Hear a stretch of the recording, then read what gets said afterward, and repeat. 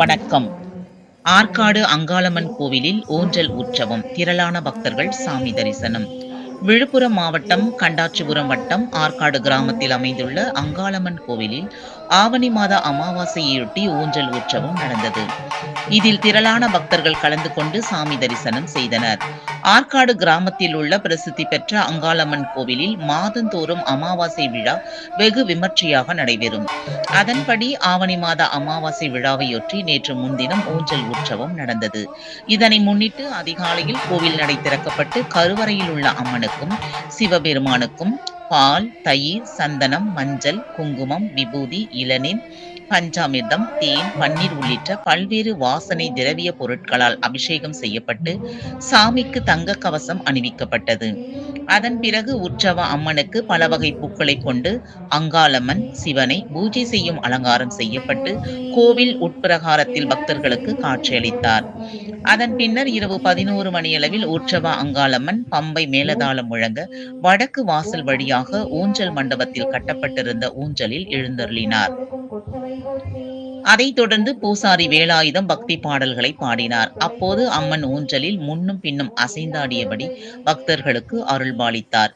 இதை கண்ட பக்தர்கள் ஓம் சக்தி அங்காளம்மா, ஓம் சக்தி அங்காளம்மா என்ற பக்தி கோஷங்களை எழுப்பினர். இதையடுத்து நள்ளிரவு 12 மணியளவில் தாலாட்டு பாடல் பாடி அம்மனுக்கு அர்ச்சனை செய்து மகா தீப ஆராதனை காண்பித்தவுடன் ஊஞ்சல் உற்சவம் முடிவடைந்தது. அதன் பின்பு அம்மன் உட்பிரகாரத்துக்கு கொண்டு செல்லப்பட்டார். ஆவணி மாத அமாவாசை என்பதால் திரளான பக்தர்கள், சுற்று வட்டார பகுதி பக்தர்கள் மற்றும் பெரும் திரளான பக்தர்கள் கலந்து கொண்டு அம்மனை தரிசனம் செய்தனர். தரிசனம் செய்த பக்தர்கள் அனைவருக்கும் அன்னதானம் வழங்கப்பட்டது. அமாவாசை ஊஞ்சல் விழாவினை காண ஏற்பாடுகளை கோவில் சாமியார் ஏவிஎம் வேலாயுதம் மற்றும் கிராம பொதுமக்கள் செய்திருந்தனர். விழுப்புரம் மாவட்ட செய்தியாளர் ஆ. தண்டபாணி, மாம்பழப்பட்டு.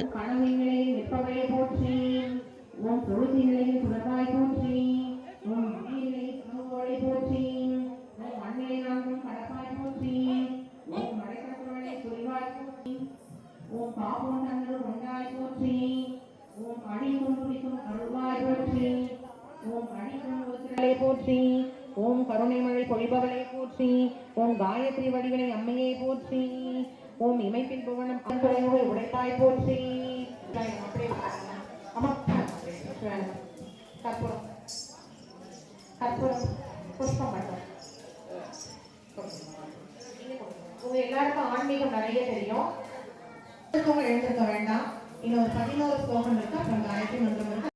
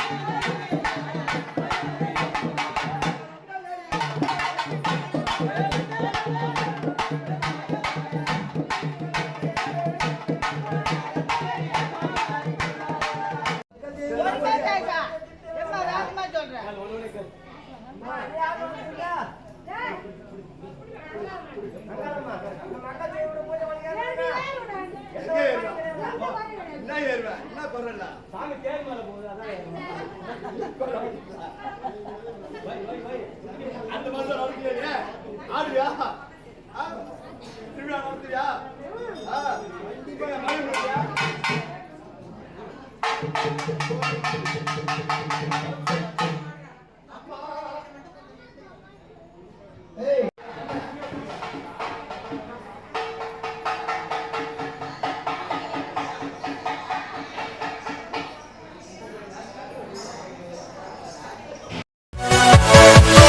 Yeah.